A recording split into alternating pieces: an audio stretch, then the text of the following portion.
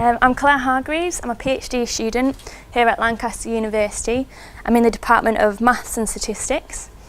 Daniel Prince and I have written a report which was published on Monday. It was on a workshop that we've conducted on understanding cyber criminals and measuring their future activity. We had delegates from the government, Serious Organised Crime Agency, BIS, Panoin, and we also had academics from multidisciplinary areas, including statistics, criminology and computer science. So I have 5 minutes to quickly go over our 4 key findings. So our first key finding is understanding technology's role in cybercrime. Cybercrime is very difficult to define, and the 2 most common and very broad definitions is computer-enabled and computer-dependent. And the delegates realised that it would be great to have a mechanism which could help us actually select the category for the activity to go in. 2 concepts were proposed, which was force amplification, which is the amount of harm caused by digital technology. For instance, fraud via spam. Without the technology, the targets would be greatly diminished. Then there's entry barrier, which is the amount technology reduces the entry barrier for people to commit a criminal activity, such as copyright theft. A second finding was to standardise data to further our data sources. Cybercrime data is currently fragmented, requiring standardisation to build its reliability and validity. We proposed a classification taxonomy of data sources to help aid researchers in actually selecting the resources that they need, but realising the limitations of them. The taxonomy comprised of 5 levels, which was originator, type, collection methodology, process methodology, and data availability.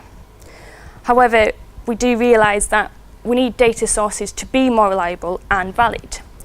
So we felt that we needed to come up with a standardised data frame, which would be simple, well structured, have high input standards, consistent measurements and definitions, and have basic variables.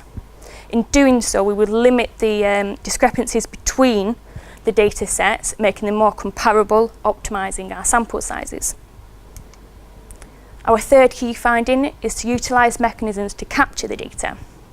Utilising both new and old mechanisms of data capture will develop our information base.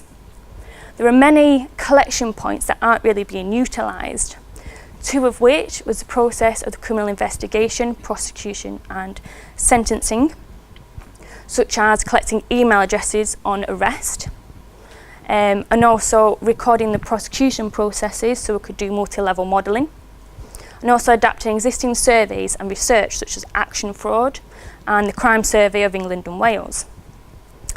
The delegates also realised there were advanced collection methods such as cyber specials, online forums and technologists. Our 4th and final key finding is to broaden analysis on cyber criminals and their victims. Developing an understanding of who criminals and victims are in terms of their characteristics will help to deliver appropriate interventions. The 2 key research areas, the first was analysis of cyber criminals, where we could use generalised linear models to actually identify the significant factors associated to cyber criminals. We could also compare the characteristics found on online to offline offenders to see if there were any differences. And also the investigation of victim profiles to identify if those who fall victim to cybercrime are a specific group, and if so, why.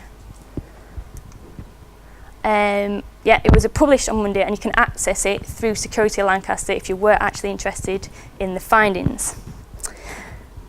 And that's it, thank you.